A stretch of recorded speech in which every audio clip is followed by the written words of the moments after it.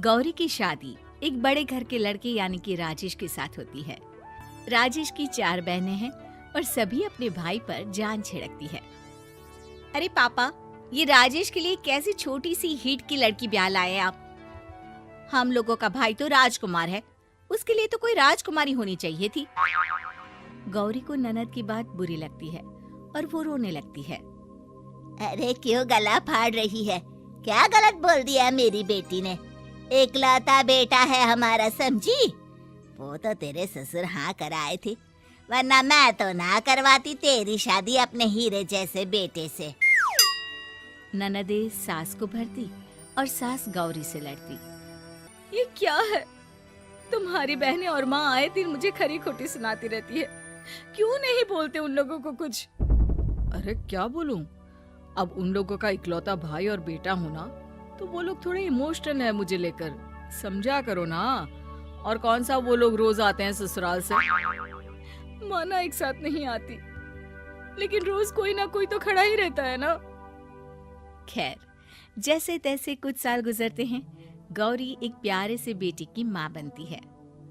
सुनिए, हर बात पर ससुर जी से पैसा मांगना ठीक नहीं लगता। आप कोई काम क्यों नहीं करते हैं? काम तो मैंने कभी किया ही नहीं गौरी। पापा के पास इतना पैसा है कि मुझे जरूरत ही नहीं पड़ी।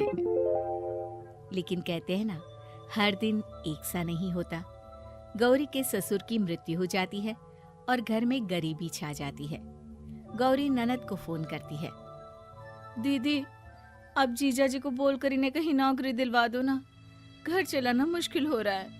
माँ जी की भी तबीयत खराब रहती है। दवाई का खर्चा और मुन्ने की पढ़ाई का खर्चा काफी है। कुछ मदद मिल जाएगी दीदी। देखो गौरी, तुम तो जानती हो मेरे खुद के 3 बच्चे हैं, तो ये मत सोचना कि बात घुमा कर बोलोगी तो मैं कुछ मदद कर दूंगी। अब पति तुम्हारा है, सास तुम्हारी है, तो करना तो तुमको ही है ना। हम भी तो निभा रहे हैं। खैर, बोल दूंगी इनको। गौरी समझ जाती है।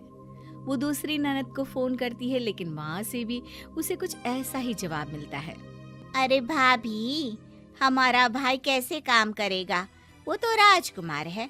बस आप जरा माँ का ख्याल रखो, उन्हें कोई तकलीफ मत होने देना।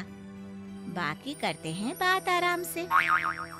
गौरी के सामने संकट आ जाता है कि वो कैसे अपना परिवार चलाए।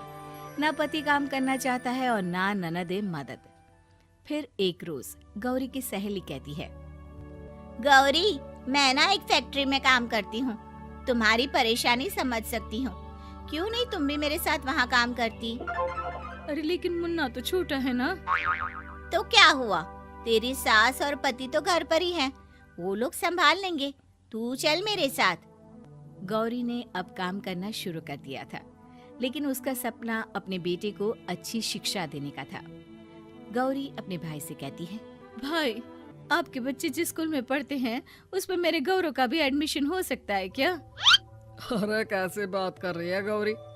जितना तू कमाती है उतने में तो तेरा घर भी नहीं चलता।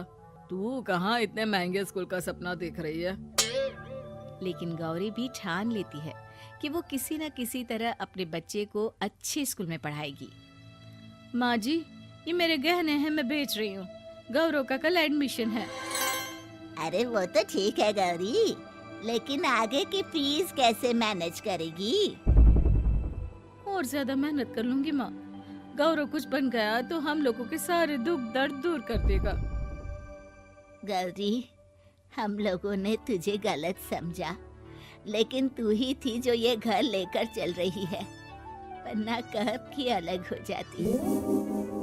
गौरी सास की ओर मुस्कुराकर देखती है।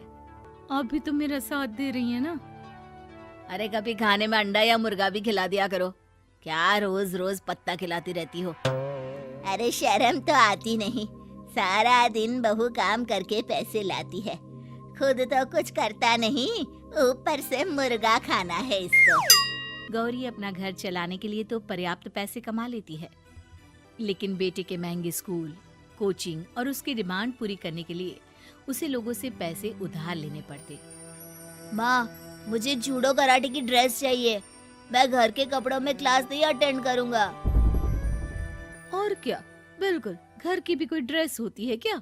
मैं कल ही ला दूंगी। हाँ बच्चा, तू बस मन लगाकर पढ़ाई किया कर। उसके जाने के बाद कहाँ से लाएगी पैसे ड्रेस के?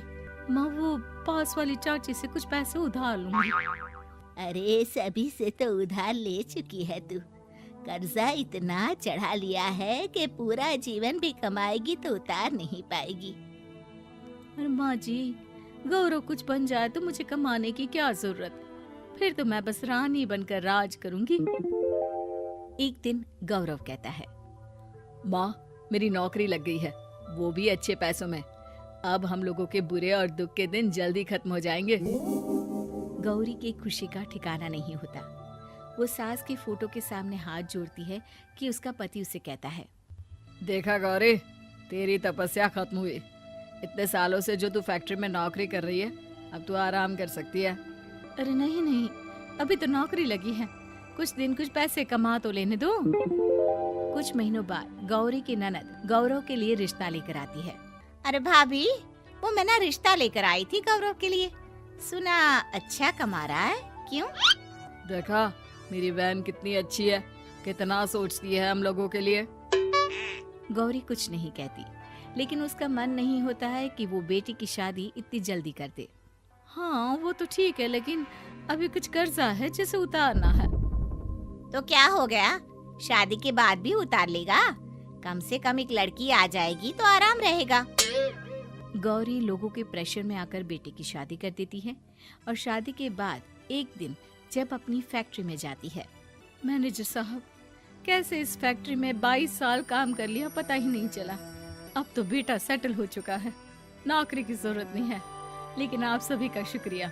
गौरी बहन, बहुत मेहनत की तुमने जीवन में, अब भगवान कोई मुश्किल ना दे। गौरी घर आती है, लेकिन दरवाजे के बाहर से ही उसे बहू और बेटे की आवाज सुनाई देती है। क्या है, तुम्हारी माँ ने तो सोचा भी नहीं कि जो कर्जा वो ले रही है खुद की अय्याशी के लिए, वो हम लोग क्यों भरे? उनका कर्जा है वो देखे। हाँ लेकिन क्या करूं, माँ को छोड़कर रह भी तो नहीं सकता ना। अरे रह नहीं सकते तो क्या करोगी, पूरी जिंदगी उनका कर्जा चुकाते रहोगे? कल को हमारी भी फैमिली बढ़ेगी, कैसे मैनेज करेंगे? मैं नहीं जानती, साफ साफ बोल दो पैसे नहीं है फालतू के। जिसका कर्जा है वही निपटाए। गौरी बेटे बहू की बात सुनकर स्तब्ध रह जाती है और अंदर न आकर वहाँ से सीधे फैक्ट्री जाती है। मैनेजर साहब, मैं सोच रही थी कि इतनी जल्दी नौकरी नहीं छोड़नी चाहिए, जब तक हिम्मत है तो कर लेते हैं। वो मेरा इस्तीफा ना वापस कर दीजिए। ये बोलकर गौरी की आंख लाल हो जाती है। मैनेजर समझ जाता है कि गौरी की उम्मीद टूट चुकी है। वो उसके हाथ में इस्तीफा रखकर कहता है, कर्जा माँ का है तो माँ ही चुकाएगी। माँ का कर्जा आज तक क्या कोई चुका पाया है?